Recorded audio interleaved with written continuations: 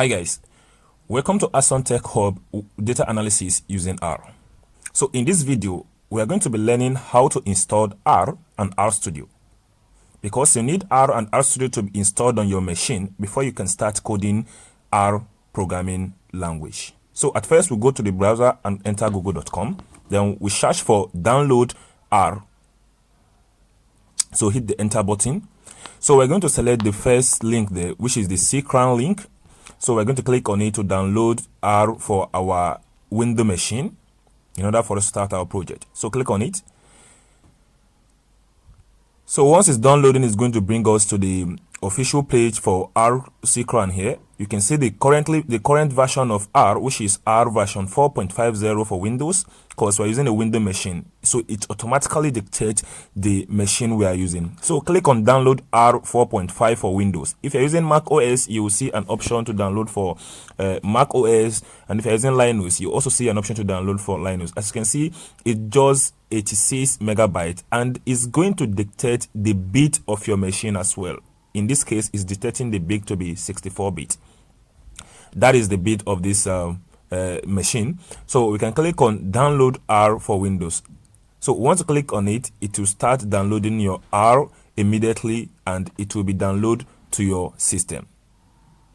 So the next thing to do after downloading R is to go to Google again and search for download RStudio, because we need RStudio, which is the ID we're going to be using for coding our R. So download RStudio. So type it in and hit the enter button. So we're going to select the first link there, that is from the post, that is a download R desktop. We're going to select the download R desktop, click on it to load to the page. So wait for it to load. Once it's done loading, you can see that we are now in POSIT. You can see an option asking us for cookies. We're going to accept it. Since this is the first time we're visiting the site, we're going to accept the cookies. Then we'll scroll down to where we can see an option to download our RStudio. So in here, you see that you have to do two things if you want to start writing R. One of it is to install R, which you have done it already. So you can see that you can download the R if you haven't downloaded from another place, so you can download it here. And since we have it downloaded, we will go for the second option, which is installed RStudio. So it detects our machine to be Windows. As you can see, we have it there that download RStudio desktop for Windows. So we're going to click on need to download. If you're using Mac OS or Linux, it's going to display the name of the machine there for you to just click on it and download it. So once you are done downloading your R and RStudio, you can see them in your download folder here. So at first, we're going to install R.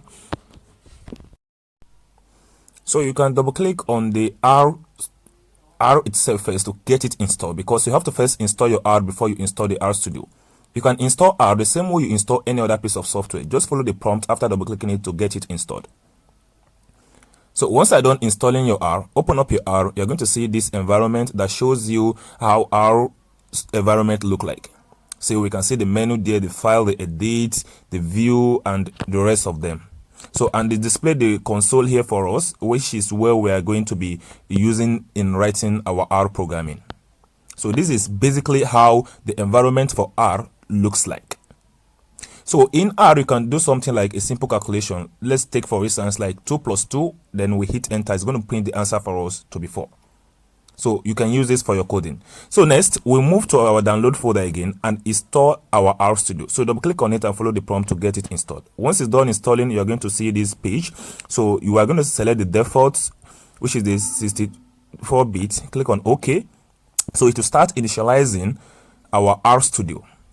And once the RStudio is done initializing, it's going to show us this message. We'll click on yes. So that is it. This is the environment for RStudio. But for me, I don't like using any environment that is light. Like any IDE, I don't want it to be light. So I want an IDE environment to be dark. That is to my own choice. If you don't want it, then you are done. You don't need the next step. But if you want your own environment to be dark, this is how to do it. To change this from this white to dark theme, all you need to do is to do some few things. So go to the tools and select global option. So from global option, you're going to see like a lot of settings for your RStudio. So our aim here is to change the themes. So we're going to go for the appearance. So we're going to click on the appearance. Then we come down to where we have the editor theme. So we're going to scroll down to select a preferred background that will give us the dark theme we are looking for. So I'm gonna select something like tomorrow night bright, so something like that. So click on the apply button to see how it work and click on OK.